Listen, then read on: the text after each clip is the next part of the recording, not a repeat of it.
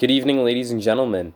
Today we are continuing a recent series that I've been doing on this channel where I go in depth into what I think each lottery team should do with their first round pick. So far we've done the top 13 teams in the draft, and today we are moving on to the team with the 14th pick, and that currently is the Boston Celtics. However, before we start talking about the Celtics, I just want to leave a reminder to leave a like and subscribe. I have been cranking out lots of consistent NBA content, talking about the draft, talking about the upcoming offseason, talking about the future of the NBA. And if you are down for lots of talk about basketball, and especially the NBA, this is the place for you. And you should do me a favor and subscribe, and do yourself a favor by exposing yourself to all this great basketball content. But without further ado, let's get into the Celtics. The Celtics have one of the more intriguing young duos in the NBA in the wing combination of Jaylen Brown and Jason Tatum. They have skill sets that complement each other very well. They're both excellent on the defensive end of the floor. They both shoot the ball well to varying levels. They can both get to the rim to varying levels once again. We saw a big step forward from Tatum's playmaking, and while Brown isn't a great playmaker yet, he could make a similar improvement. Celtics also have a guy in Kemba Walker, who looks to be their point guard of the future, although I could see them drafting a guy to develop as their backup behind him, especially because this past year they had Brad Wanamaker as their backup, and I'm not sure that that is something that they are going to want to have in place moving forward. They could definitely do with upgrading at the point guard position, the backup point guard position, that is. They have Gordon Hayward, who is apparently going to decline his player option, which is not something I foresaw occurring. But they are going to have a need on the wing if that does happen. They have some interesting young players coming off their bench currently, guys like Robert Williams, Grant Williams. You could throw Romeo Langford in there, who was their first-round pick last year. They have some options there, but nobody that is super influential to them moving forward. Marcus Smart is one of the better defenders at the guard position. And Daniel Tice is a solid starter as a 5 guy, but it's not like they couldn't do with an upgrade at that position. So, while the biggest glaring need for them would be probably on the wing or with a big guy, I think that in this part of the draft, you can get the best value out of a guard. And that is why, well, no, before I start talking about the prospects, I think we need to talk about this team trading up, because it seems like a very likely scenario to me. They could give up all three of their first round picks in this upcoming draft in order to move up to the 7th or 8th pick with the Knicks or Pistons. Both of those teams are in significant rebuilds, and both of those teams need to be stockpiling assets. So if they can triple the amount of first round picks they have in this draft in the Pistons case, or in the Knicks case, multiply the amount of first round picks they have by 2.5 and go from, double the amount of first round picks they have. They would go from having 2 to having 4. That could be a very interesting idea. You're only moving back 6 or 7 spots there, and in this draft, that's really only one tier of difference. You're going from maybe like a Killian Hayes, Tyrese Halliburton, Devin Vassell type player down to more of a Sadiq Bey, Kira Lewis, R.J. Hampton, Tyrese Maxey type of player there. So I do think that that's an interesting idea there, and I could see it happening. If neither of those teams are interested, you could call the teams in the spots like 9 through 12 and offer to give up 2 first-round picks, any combination of them, whether it's 14 and 26, 14 and 30, and try to move up a couple spots there. Once again, those teams could be looking to stockpile some assets, and if you're the Celtics, you don't really have the roster spots to roster multiple first-round picks in this upcoming season, so why use them if they aren't of any use to you? Especially if you could get some extra value for you and move up to draft someone like Onyeka Okongwu, who could fill a positional need, Devin Vassell, who could fill a positional need, and both of those guys could immediately slot in as solid rotation options for the Celtics. So I do think that that would be my first option for them, would be to trade up into the top 11 or 12 picks at the very least. My next option, however, would be to draft a point guard. Like I said, might not seem conventional, but I think that he would be a great value here, and that's Tyrese Maxey. After further consideration today, I watched a lot of Tyrese Maxey basketball, and I think he might be my favorite guy in the draft at this point. I think he's tremendously undervalued where a lot of people have him on their boards right now. I think he is a top 10 guy in this draft, and really I see him as being a similar player to like Killian Hayes and Tyrese Halliburton at the guard position. A similar tier of player, not a similar player in terms of style, but he's on the same level as those guys, in my opinion, and those guys are probably going to go in the top 7 or 8. So I think Tyrese Maxey is being tremendously undervalued, and if you're the Celtics and you can grab him here, could be terrific for you.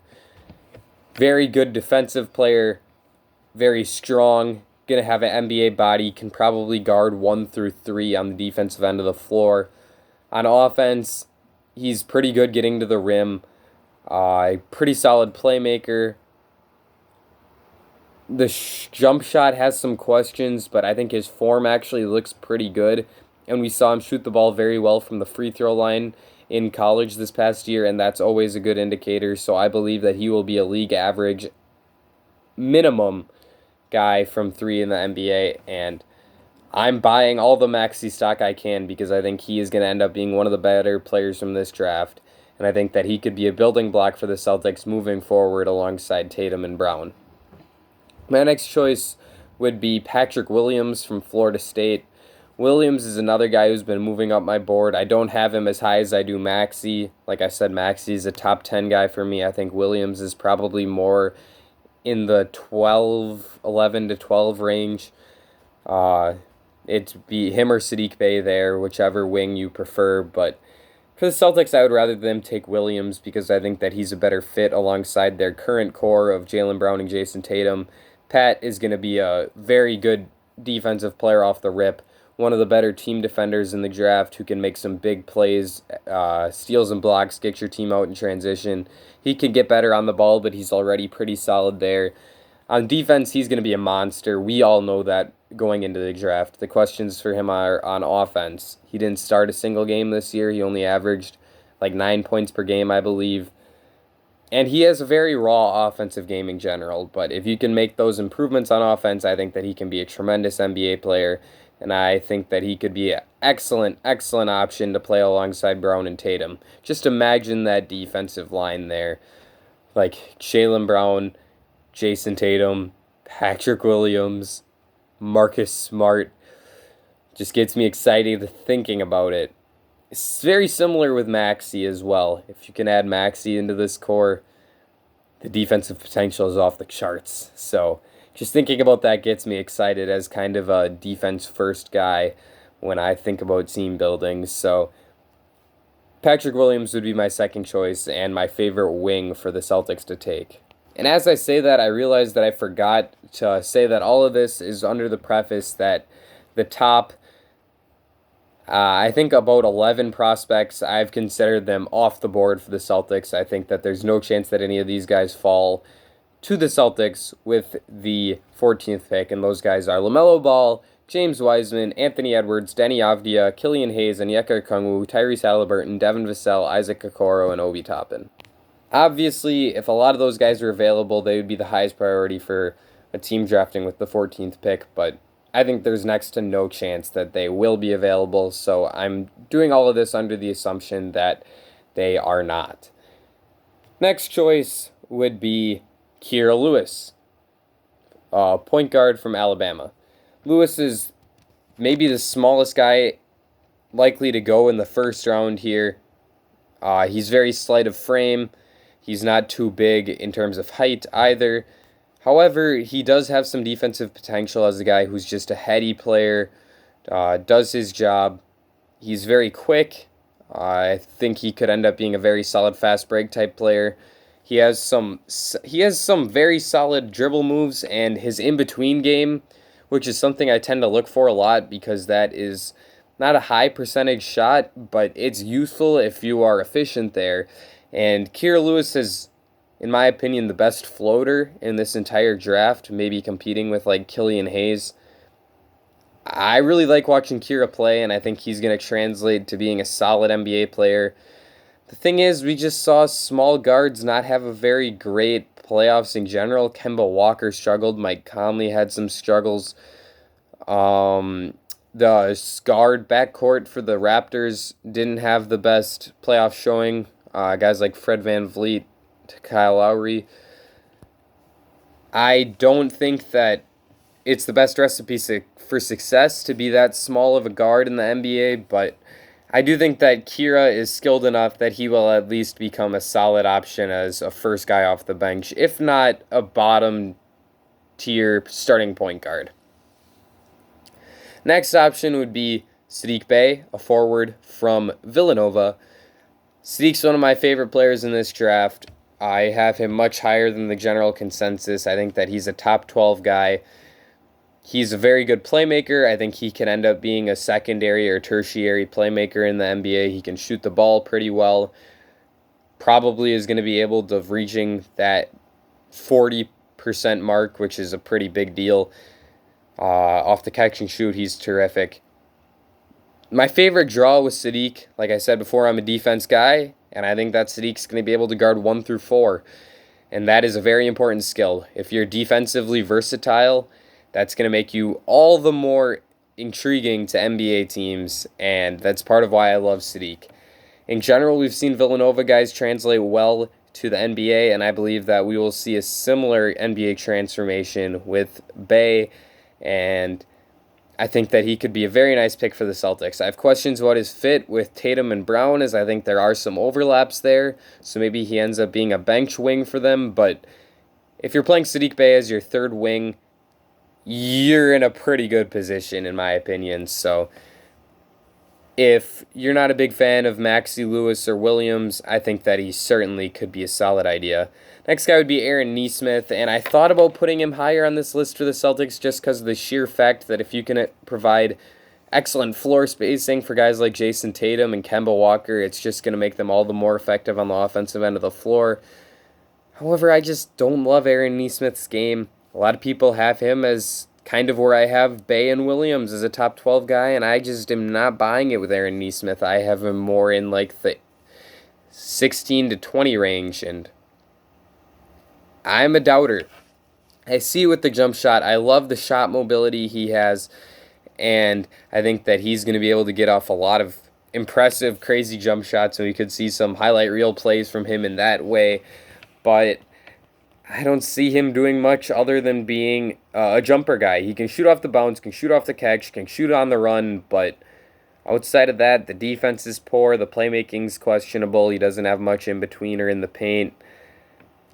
I'm not a big Aaron Nesmith guy, however, I do think he ends up being a rotation guy just because of his ability as a shooter. I think that you can get someone better than that, however, if you're the Celtics here at 14. My next choice would be Trey Jones from Duke, a point guard who, in my opinion, is going to end up being either like a bottom 10 starter in the NBA or a solid guy off the bench. I think that he's going to pretty much be close to what he's going to be at his peak of powers in the NBA as soon as he comes in. And for that reason, he could be a very high floor, low ceiling candidate for the Celtics here at 14. I like the idea of him running your second team off the bench in relief of Kemba Walker, and I think that he'll be able to play some playoff minutes next year due to his ability as a very good defender at the point of attack as well as a solid playmaker. We saw him win ACC Player of the Year as well as ACC Defensive Player of the Year, and I'm a pretty solid Trey Jones fan, and I am under the impression that he would be worth a top 20 pick. He also could be their point guard of the future. I don't think that you necessarily would want to lock yourself into that and be under the impression that, wow, this guy is who we're building around. He's part of our core with Tatum and Brown. I certainly don't think he's talented enough to be considered part of that core to any extent, but I do think he could be an option, and he's at least worth thinking about if you're the Celtics. Next guy would be Precious Achiuwa. He is the first big man on this list, which could be a bit surprising considering that I think that one of the biggest needs for the Celtics is at the big man position. However, I just don't think that this is a good spot in the draft to draft a big man. If they are going to, they could either trade up or they could just stay put and take a guy like Isaiah Stewart or Jalen Smith or Zeke Naji. Zeke Naji is one of my favorite bigs in this draft. Keep an eye on that guy. I think he's going to be very good. But they could just take him with their second, a big guy, not necessarily Precious Achiuwa. I don't think he'll be available at 26, but they could take a big guy at that pick, and I don't think that it's going to be a huge downgrade from Precious. Precious is going to be a defensive monster, but his offensive decision-making is very questionable, and I just don't think that he has much value there. And if he can't do much for you on offense, how playable is he in the playoffs is the question. And he's going to be a defensive menace, but I don't know if he'll be able to be that right away. So I don't love that idea for the Celtics, even if he is a guy that's being mocked to them by numerous smart people that I really respect and enjoy listening to. My last choice, and I think this is the very beginning of where this guy's range falls, and he's a guy that's been shooting up draft boards, and maybe he can shoot all the way into the lottery. It's Desmond Bane. Desmond is a very hard worker. He's an excellent defender. I have faith in him being a guy that can end up being a solid finisher due to all the strength he has. He's one of the more muscular guys in this draft. For that reason, he's going to be a versatile defender, can probably guard something like 2 through 4. Maybe he can bang in there with some 5s due to his excess strength, and he can also shoot the ball very well, one of the better shooters in this draft. So, well, I don't think that Desmond Bane is necessarily going to go in the lottery. This is definitely the beginning of the range for him, and I think he could be a very interesting fit as a floor spacer and solid defender alongside Jaylen Brown and Jason Tatum. Let me know in the comment section below what you think the Celtics should do with the 14th overall pick. My options would be trade up, draft Tyrese Maxey, draft Patrick Williams, draft Kira Lewis, draft Sadiq Bey, Aaron Nesmith, Trey Jones, Precious Achiuwa, or Desmond Bane. If you enjoyed this video, leave a like and subscribe. I would really appreciate it. That's it for me. Ladies and gentlemen, I will see you all again very soon.